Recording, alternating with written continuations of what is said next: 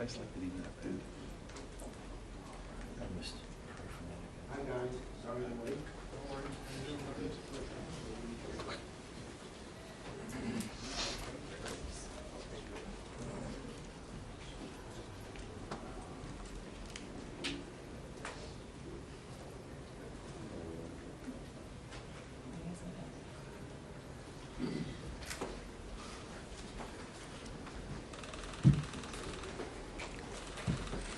Okay, great.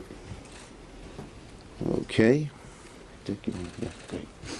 Okay, good. Whoa. Good morning, nope. Good afternoon, everybody. It's 10 minutes into the afternoon. And I want to thank our great ranking member of HISGAC, Senator Peters, and a great member of HISGAC and head of PSI, Senator Blumenthal, for joining me.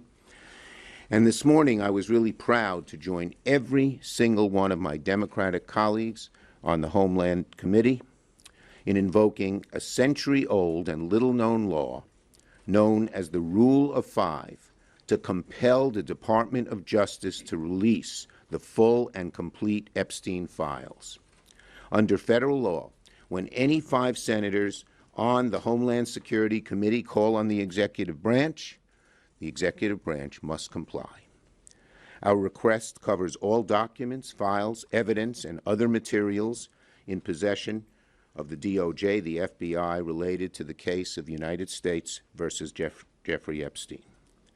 While protecting the victims' identities can and must be of top importance, the public has a right to know who enabled, knew of, or participated in one of the most heinous sex trafficking operations in history. Let me remind everyone of what's happened in recent months. Donald Trump campaigned on releasing the Epstein files. He broke that promise. In February, FBI Director Kash Patel promised during sworn testimony in his confirmation hearing he would, quote, make sure the American public knows the full weight of what happened. Well, that has yet to happen. A.G. Bondi said in February that his supposed, quote, client list, she said, was sitting on her desk right now to review. And she said that's been a directive by President Trump. 5 months later, we have 0 answers, only more questions. What have we gotten since? Stonewall, evasion, lies. Trump was asked earlier this month if he had ever been informed whether or not he was mentioned in the Epstein files, and now we know he lied. He said no, but in fact he was told by the Attorney General in May that he was mentioned. And when the House had an opportunity to take votes on the Epstein files, Speaker Johnson skedaddled out of town, launching the Epstein recess. This is not complicated. After promising full transparency for years, every single time Trump, his administration, Republican leaders have had a chance to be transparent about the Epstein files, they've chosen to hide. The evasions, the delays, the excuses, they are not just odd, they're alarming. It begs the question, if there's nothing to hide, why all the evasiveness? Trump should stop hiding from the truth. He should stop hiding from the American people. So today, Senate Democrats took action. We're invoking federal law and using our authority as a check on the executive to compel transparency. That's why today's letter matters. It's not a stunt. It's not symbolic. It's a formal exercise of congressional power under federal law.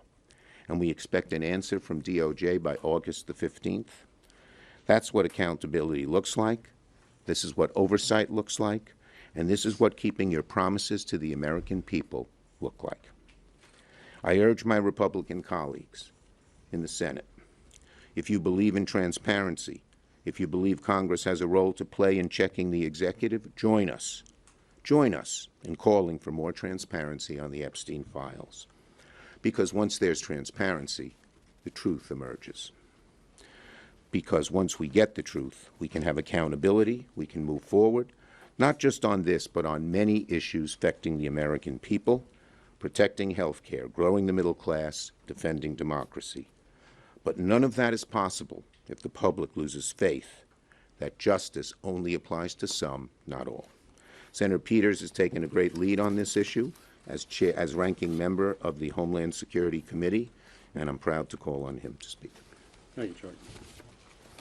Well, thank you, Chuck. You know, the American people want and deserve transparency from their elected officials. On the campaign trail, President Trump promised many times to deliver that transparency by making the records in the Jeffrey Epstein case public. And now he is going back on that promise. This kind of reversal is what leads to distrust of elected officials. It also, we all know, it breeds conspiracy theories and misinformation. But the solution is very clear. Americans deserve transparency from congressional Republicans and the Trump administration. Our Republican colleagues are failing to conduct independent oversight of the administration and call for this information to be made public. Some have even publicly said they want to provide, and this is a member of the U.S. Senate, a Republican member, who said that they wanted to provide, quote, cover. Republican senators said it. They want to provide cover to President Trump after his reversal. And that's why my Homeland Security Committee Democratic colleagues and I are pressing the Justice Department to produce files related to the Jeffrey Epstein investigation.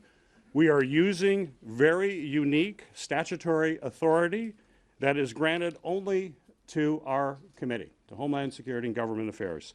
The statute that we are invoking requires the administration to hand over documents requested by any 5 members of the Senate committee.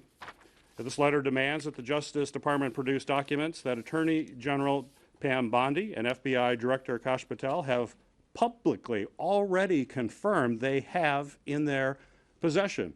We all know, in fact, that the Attorney General said, quote, she said, they're sitting on her desk. It should be pretty easy to turn over documents that are sitting on the Attorney General's desk. It's certainly disappointing that we have to take this action to hold President Trump to his word, but we believe that providing this transparency is what is best for the American people. Joining me on that letter and also working in his own right as the ranking member of the Permanent Subcommittee of Investigations as part of my committee is Richard Blumenthal. Thank you, Gary. Senator Blumenthal. Thank you. I want to thank, first of all, Senator Schumer for his leadership and Chairman Peters, Ranking Member Peters, for taking the lead here as well. This letter has the force of law. This letter invokes a statute that has been little used because it has been unnecessary in the past to enforce transparency. It's necessary now because this administration is stonewalling and stalling and concealing. And the American people are rightly asking, what do they have to hide? What's at stake here is not just the president's promises, although they are absolutely clear when he said, quote, President Trump says he will declassify the 9/11 files, JFK files, and Epstein files, end quote. That's President Trump. What's at stake here is more than the president's promises. It's the credibility of our justice system and the question whether there was proper criminal prosecution, whether it was complete and full, whether it was accurate, and what additional facts the American people are entitled to know. What's at stake is also the victims. This crime by Jeffrey Epstein and Ghislaine Maxwell was not a victimless crime. It was not just about money laundering. It was not just about lying to the government. It was about exploiting women, in fact, girls. Girls who were mercilessly and repeatedly subject to abuse and trafficking. And that is why the American people have a right to know who else was involved, whether the system really was rigged in favor of the rich and powerful, which is what the suspicion has been on the part of a lot of the president's supporters and why they so enthusiastically greeted his promises of full disclosure. He's broken those promises. We're going to enforce the law to make him fulfill his commitments to be transparent and full in disclosure. Thank you. Thank you, Richard. We'll take questions on this subject first. Yes. Would this law compel information that's under grand jury seal by the courts to be released to the committee? And are there other things that could be redacted, law enforcement? Yeah, look, information? there can be redactions, and we're not going to break. Whoa, you okay? We're not going to force any agreements that have been broken, but we believe almost everything can come out, barring any. Seal by the courts? Well, that'll have to be litigated. Yes. Would you accept the Justice Department limiting the reading of these files to leadership or members in a... I think they should be made public. I mean, certainly to the Congress and to the public. The public has a right to know. Including the interviews that were done recently with Maxwell in the last couple of days. All the notes that were taken, any recordings, should be made public as well. And, you know, the redactions that Senator Schumer mentioned are standard operating procedure in the Department of Justice when it does a report based on an investigation. It's rare, but it's not unusual. Yeah. When the Justice Department says... Go ahead. You both can go. Do you want to go at once? We'll answer to. Go ahead. He goes first. If they don't respond to your request, is there any enforcement mechanism?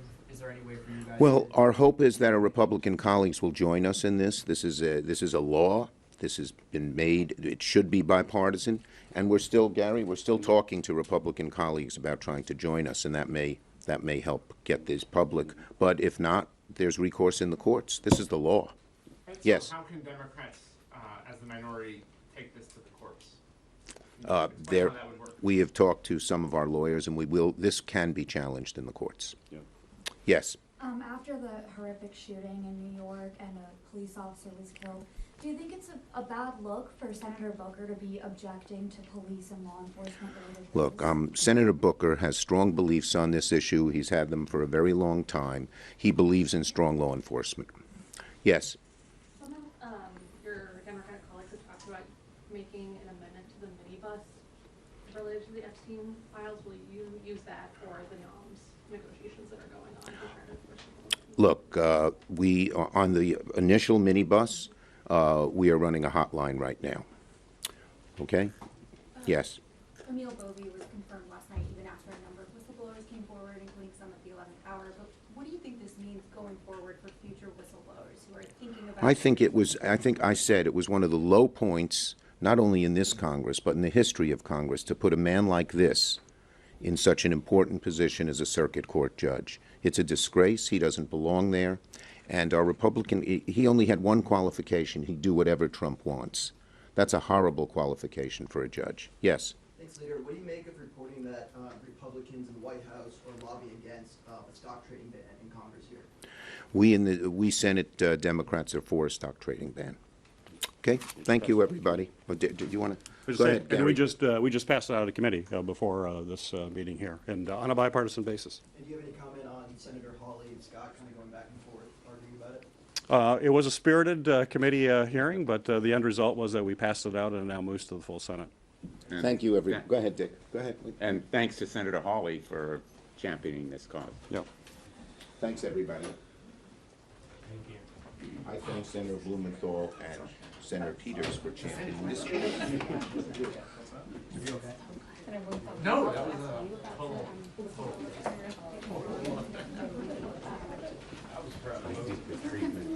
Just looking for